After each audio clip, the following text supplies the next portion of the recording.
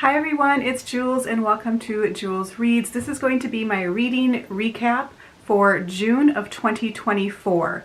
I do have 6 books that I finished in June, and I do have 1 DNF.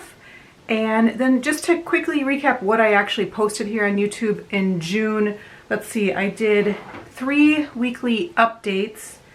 I did 1 video where I posted my May reading recap, and then I posted 4 vlogs. So I will link to all those down below in the description if you would like to check those out. And let's get started with the actual books. I'm going to go from my DNF to my favorite. My DNF, which I've already given away into a free little library, is The Housemaid by Freida McFadden. And I probably got about 50, 60, 70 pages into it, and it just was not for me. And I had read a Freida McFadden book before, and I enjoyed it. It was a good time. It was a 3-star for me. A 3-star for me is I liked it. But that book did keep me entertained. It kept me going. The chapters were like little cliffhangers. This one, I just was kind of, I don't know if it was the wrong time in my life. I don't think I'm a Freida McFadden author person, lover, whatever you want to say. I just don't think her books are what I'm gravitating towards, and I'm realizing more and more about what my tastes are and trying to figure out or get more books that fall within my taste. So that is why this year has been amazing, is I'm just reaching for the books that I know I will like more. And so that is my 1 DNF. I would say it would be a fun like beach, sorry my eyes are watering, allergies. I would say it would be a fun beach or vacation read. You might have a good time. I just wasn't getting on with it. It is about a woman who's down and out on her luck. She's living out of her car, and then she gets hired to be a housemaid or a cleaner of this wealthy family's house. And then weird things start happening there, and I could kind of see where it was going. And I just wasn't, I'm not a big fan of reading about wealthy people either and their problems, so it just wasn't for me. So my next least favorite of the month, I don't have a physical copy because I did this on audio. It is called One of Us is Dead.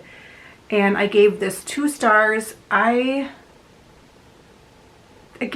it is about wealthy people and their problems, and they just seemed catty. I did not enjoy it. There really wasn't a lot happening. I was actually pretty bored, and the majority of it was these wealthy women getting all of their services done at the salon, like their manicures, pedicures, facials, massages, hair colors, haircuts, all of that, and I just didn't have the time for it. After I read my favorite book of the month, it just didn't mean anything to me. I'm liking more now where books have a message and not a hidden meaning, but a good moral message, I guess. I'm not sure what I'm trying to say here, but you might understand. So I did not like this book. I probably will not read another book by this author. My next least favorite, which I will try another one by this author, is A Sundown Motel by Simone St. James. I gave this 3.5 stars, and I liked it. And it was a quick, easy read. The chapters are quick, which I really appreciate. And this takes place between, there's 2 timelines. It's 1982 and 2017. In 1982, the aunt disappears at the Sundown Motel. I believe it's upstate New York. And then her niece in 2017 goes to investigate this disappearance. And so it's about the Sundown Motel. There is some creepy stuff happening. I wish it was creepier. I found it in the horror section at Barnes & Noble, so I was excited that it could be scary. It was a little bit scary, but not very much. But I did enjoy it. I had a good time.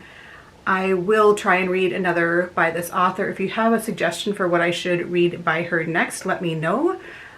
This was just probably, it's not a favorite of the year or anything, but I did have a good time.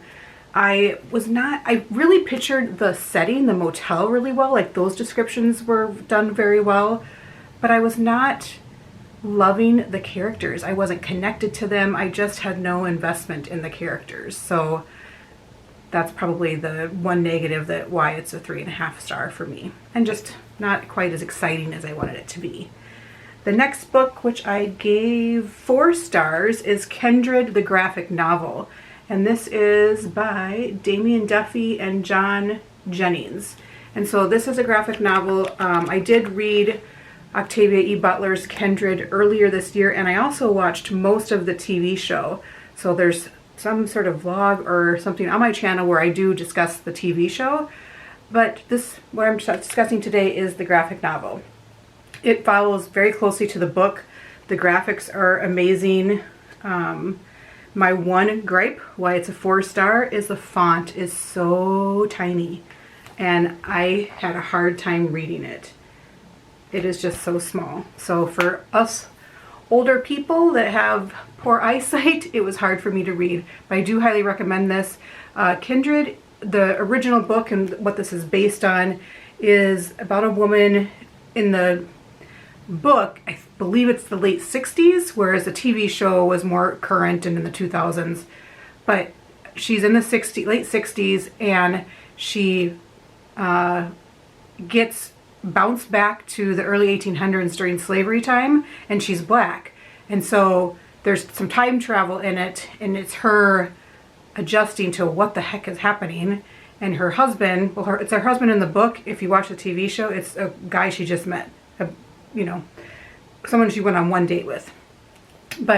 And her husband does become entangled in it as well at some point, but he will be in the room with her, and she will just, at one point she's over here, and then 2 seconds later she's on the other side of the room. So in real time, there's like no time that's passed, but it could be 3 months in the 1800s that she's been in the 1800s. So it's a hard read, just because it is about slavery. And she is going back in time. What's pulling her back is this boy that keeps almost dying, which part of me was like, why does this boy keep on dying? Like, he drowns, he almost drowns, he almost, he starts a place on fire and almost dies in a fire. So there's just a lot of things that, okay, this boy is, he's got some things happening. But I did enjoy the book. I think I gave the book a 4 star, and I'm giving the graphic novel a 4 star as well. My next favorite book of June, which I gave a 4 as well, is Kristin Hannah, The Women. And I did end up listening to this on audio, and it is a great narration. I love the narration. This is about a woman that decides to go to Vietnam to be a nurse or a medic. And so it is about her journey at Vietnam, and a large part of the book is about when the vets return, what life is like for them in America, which is really sad. And I kind of learned a little bit more about what that was like for them, which it's a hard book to read. My one gripe about it, you could say, is that it just keeps having a lot of drama. Like, this person died, then this person died, then this. I'm like, okay, like, I know that's the time, and so it's just probably being more realistic, but it was a lot of hard things and a lot of drama for me. But I did enjoy it. I like Kristin Hannah's writing, and I would say my favorite of hers is The Nightingale, so I'm looking forward to that movie coming out soon with the Fanning sisters. But I would give this 4 stars. I highly recommend it, especially if you like historical fiction or Kristin Hannah books. I would recommend this one. The next book I loved, and I gave 5 stars, loved it. It's going to be an all-time favorite, is The Extraordinary Life of Sam Hill by Robert Dugoni. I love Sam Hill. His real name is Sam Hill, and they call him Sam Hill. There's a lot of similarities in this book to Demon Copperhead, and I found that kind of interesting. This was written before. Not saying anything, but I don't know.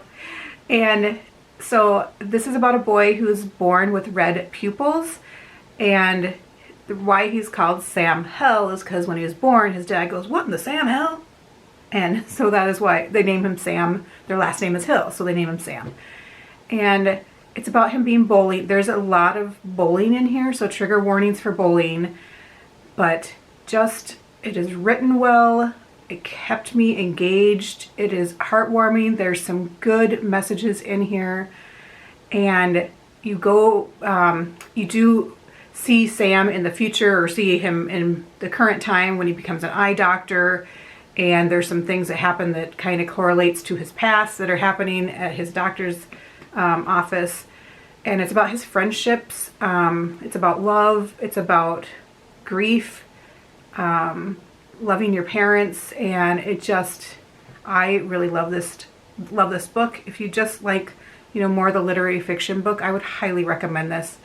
And I will definitely check out more by Robert Dugoni. I believe he writes like a female detective series. I'm probably way wrong there.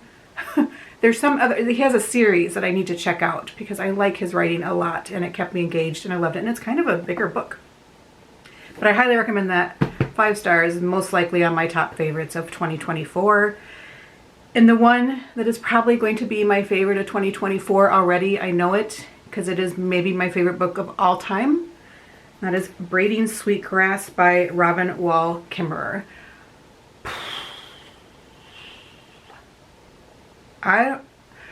It's hard for me to even talk about this book because it means so much to me. Like, I literally might start crying. That's, you know, when you get a good book and it means a lot to you.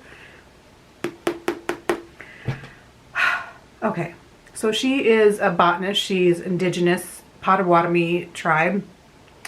And they're little essays, nonfiction. And the writing in here is stunning. I have read a couple quotes in here before. Let me see if I can find another one. I mean, I literally could just read a paragraph. Let's just do that and see what happens. Let me find a smaller paragraph. Who knows what this will say. When I returned in the morning, I found the sap in the garbage can frozen hard. As I got the fire going again, I remembered something I had heard about how our ancestors made maple sugar. The ice on the surface was pure water, so I cracked it and threw it on the ground like a broken window. So that's just one paragraph I randomly selected.